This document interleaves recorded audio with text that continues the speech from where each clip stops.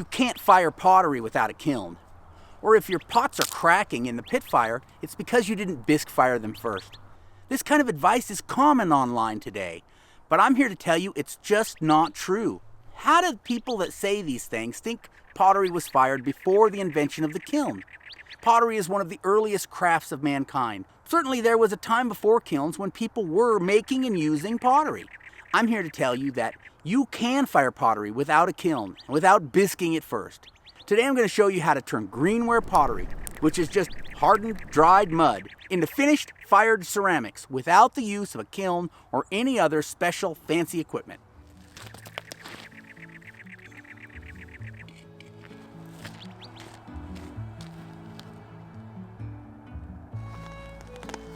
Step 1. We call this the primary fire. This is the beginning of our firing, and in this stage, we're just building up a bed of coals, which will be the foundation of our firing, and we're also preheating the pots. Now, preheating is a bit of a misnomer, because the heat, although it's important, isn't really the point of this step. Getting the pots warm is not what we're trying to do. We're trying to dry the pots out. So the heat is driving any excess moisture out of the clay body, which will prevent breakage in the firing. So although it's called preheating, people sometimes think the heating is the reason we're doing it. The heat just drives out the moisture. It should more correctly be called pre-drying, but I don't make the rules, I just have to live by them. So preheating it is.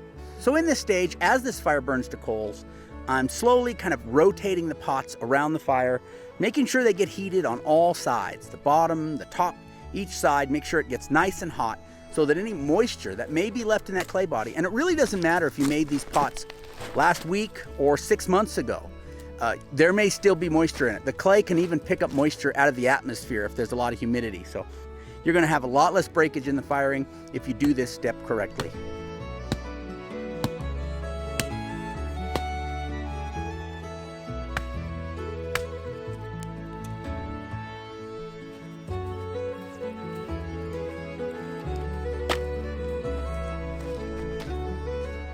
Okay, my primary fire has burned down to coals, my pots have all been preheated, and my firewood is all cut and stacked.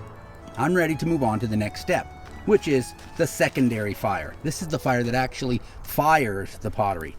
You see the stones I've gathered around the fire here? These are called kiln furniture. These are just going to prop the pots up above the coals, because any place that the pot is touching coals, it can leave a black spot on the pot. So when you have decorated pottery, like I have here, you want it to come out with as few blemishes as possible, at least in the painted areas. So I've gathered some stones here and I've preheated them as well, because the stones can carry moisture inside of them and break and blow up in the firing also.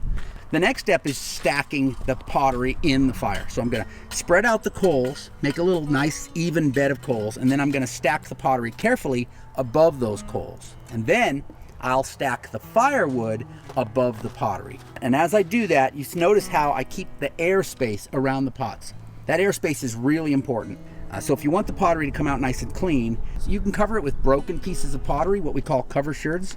I'm not using those here today, but you'll see that the way I stack the pottery, I'm actually using this bowl as a cover sherd, in that it's kind of covering the face of the other pots, keeping those hot coals from falling down on top of the painted areas of those. And meanwhile, the outside of the bowl will be exposed to the coals, but that's not really the area that's most decorated. The inside is what I want to protect, and by having it kind of upside down like this, I protect that as well.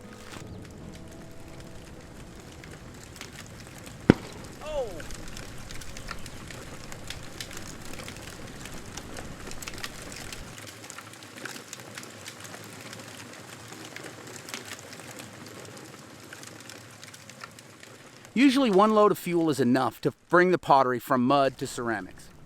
So in order to do that, we need to reach temperatures of at least about 700 degrees Celsius. So it helps to be able to measure the temperature.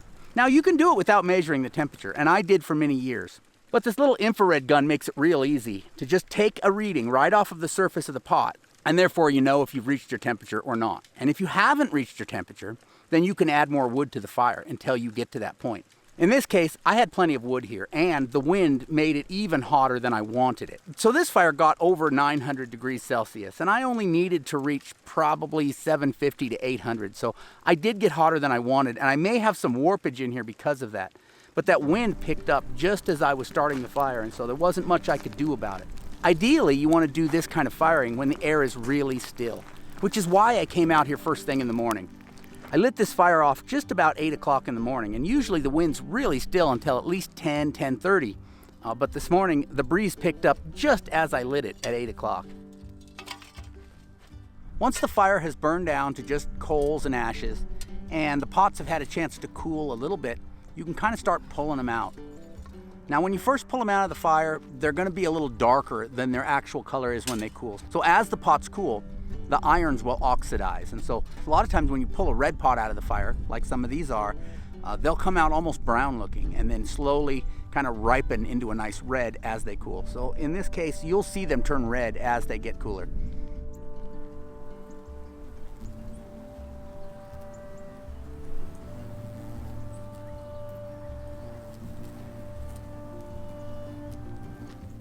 Now, I had a couple things go wrong in this firing. First of all, that explosion that we heard early on. Oh. Explosions like that are usually caused by moisture in the clay. So large bowls like this are notoriously hard to preheat around a fire because you can never really get the bottom directed towards the flames to get it nice and hot.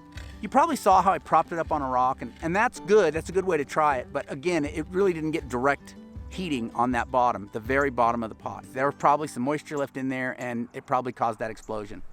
That's why with large pots, either a jar or a bowl, it's better to preheat them in your oven before you come out. If you can just stick them in your oven at 200 degrees for like an hour, you just make sure you get that moisture out before you bring them out here. But that was only one of the things that went wrong. The other one was that wind. That wind caused the fire to get much hotter than it would have otherwise. And so the clay I used on this bowl just doesn't stand up to those over 900 degrees Celsius temperatures. And you can see that this bowl, not only did it explode, and you have this big gaping hole in the bottom, but it's also warped. And that warping was caused by the heat, the extreme heat. So hopefully this is a good lesson for you about firing when it's windy and preheating your pottery. I didn't plan it that way, but hopefully we can learn something from it, all of us. The other one was this Kayenta polychrome canteen. Now it had a drying crack. This crack in the top, that happened when it was drying. I don't know if it was a coil that was badly attached or maybe it dried unevenly, but anyway, I could have just recycled this clay, but I fired it because I wanted to see how it would come out. And I'm pretty happy with the colors and everything. And the best piece to come out of the firing is the little teacup. The paint came out good.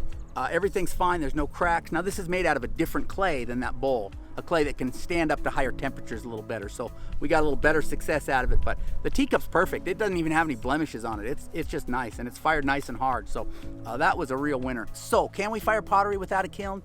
Absolutely. Are we gonna break some? Sure. Even people that fire in kilns lose pottery in the firings. There's no way of firing pottery that's absolutely foolproof. I fire a lot of pottery in the course of a year this way, and I very rarely break any. And you can go back and look at some of my previous firing videos as proof of that. At any rate, everybody's gonna lose some pottery in firing, and today I did. All of the pottery I fired here this morning were projects we made in the Ancient Potters Club. The Ancient Potters Club is the best way to learn primitive pottery. We meet together over Zoom every Wednesday night, and every month we work on a different project. So the teacup was our project for June, and that St. John's Polychrome Bowl was our project for July. And so we work on the project together every week. We talk about our successes and our failures. We ask questions. It's a great way to learn. If you're interested in joining us, I'll put the link here on the screen and down in the doobly-doo for the Ancient Potters Club. Now there's different ways of firing pottery outdoors. This was the most basic method that I showed you here today. If you're interested in pit firing, which seems a lot more popular among people online, I made a video about pit firing not long ago, and I'll link that up right over here. So go over there, learn about pit firing. I thank you for watching today. I'll catch you next time.